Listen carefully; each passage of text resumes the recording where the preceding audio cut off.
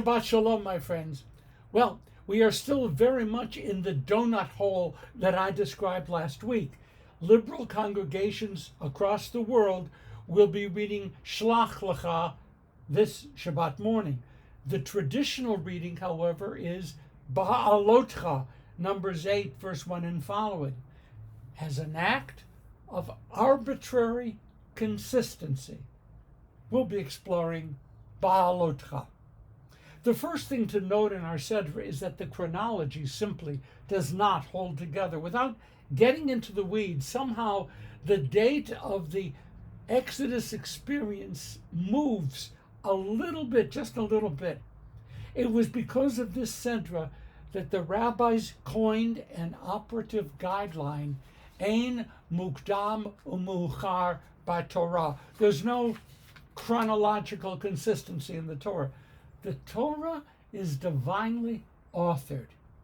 If dates in the Torah don't appear to be consistent to us, that's more of a reflection on our human inadequacies than it is an indictment of the divine author of the Torah. And there's also some bells and whistles here. 2 silver trumpets are to be made. If both are blown with the note of tekiah, tekiah, tekiah, then that is a call for the armed younger men to gather in defense of the nation. If only one trumpet is blown with tekiah, then that's a signal for a part of the camp to begin moving forward. If that one is then sounded with short teruah blasts, then the entire camp is to move forward. If a war is ongoing, then periodically the short blast should be sounded so as to remind the people of God's protection. Short teruah blasts should also be sounded during all the major festivals and holidays as a call for us to rejoice. But hidden away in our text are also some fascinating shifts in what I call the dynamics of leadership. Do you remember Jethro, Moses' father-in-law? Jethro, here referred to as Chavav, signifies to Moses that it's time for him to go home, to return to his people, to rejoin the Midianites. It was Jethro who instructed Moses in how to administer and judge an unruly, chaotic people. But now Moses will be left on his own. Despite Moses' pleas, Jethro leaves.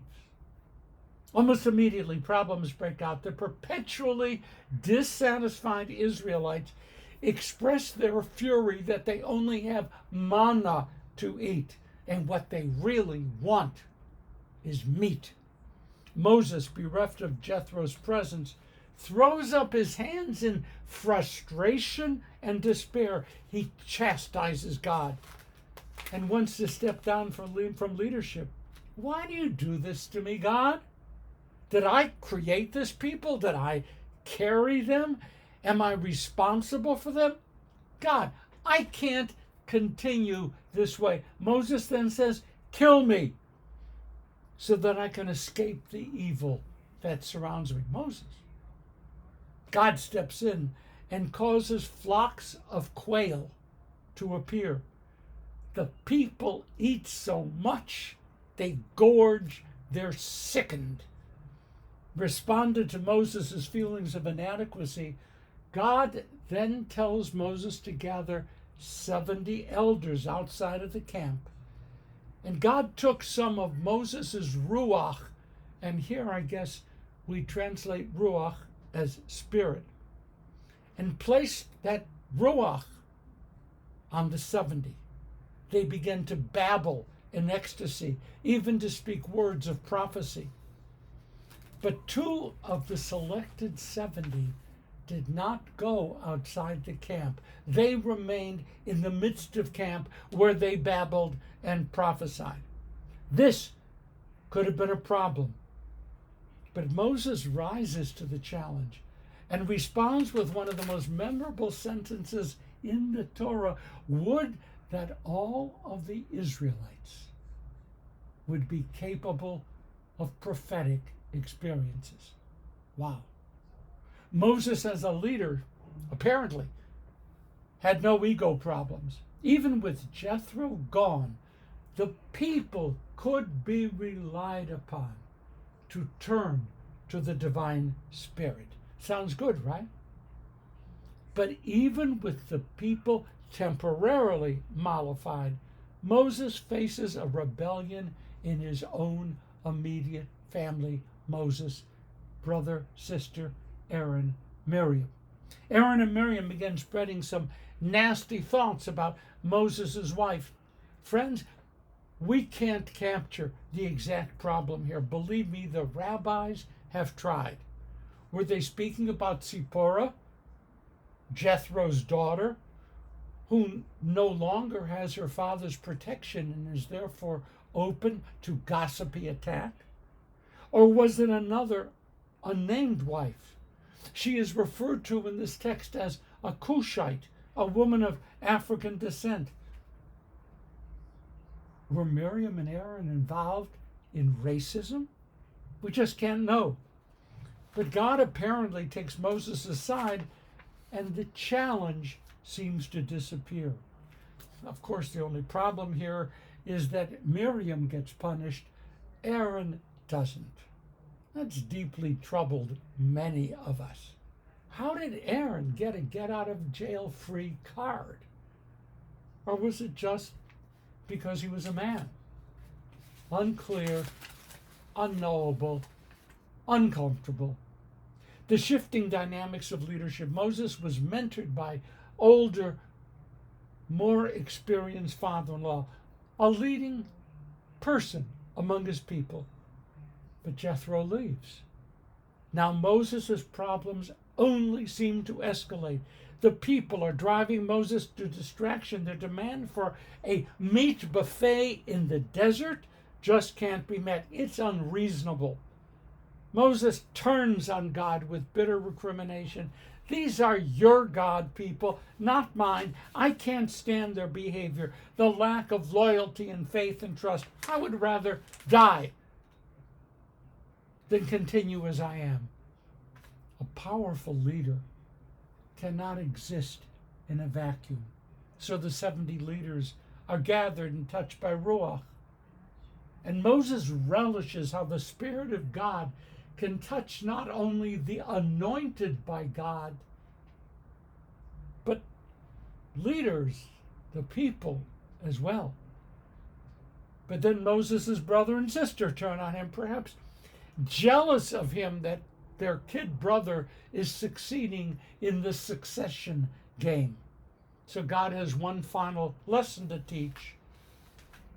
Legitimate leaders must be respected. Moses is described in rabbinic literature as modest and humble. And I suppose that in certain ways he was. But he was also insecure, dependent upon his mentor, and yet he felt comfortable enough to share his insecurities with God. So Moses wobbles between despair and exaltation, at times throwing up his arms in bitter frustrations, at times singing songs of praise to God. Moses had a quick temper, but he was also able to forgive and move on. This is not the description of a God. Moses is a human being caught in situations that had no historical antecedent. Time and again, those closest to him turned on him. Time and again, he stumbled. He made errors. Time and again, he was betrayed. Moses was betrayed. But somehow,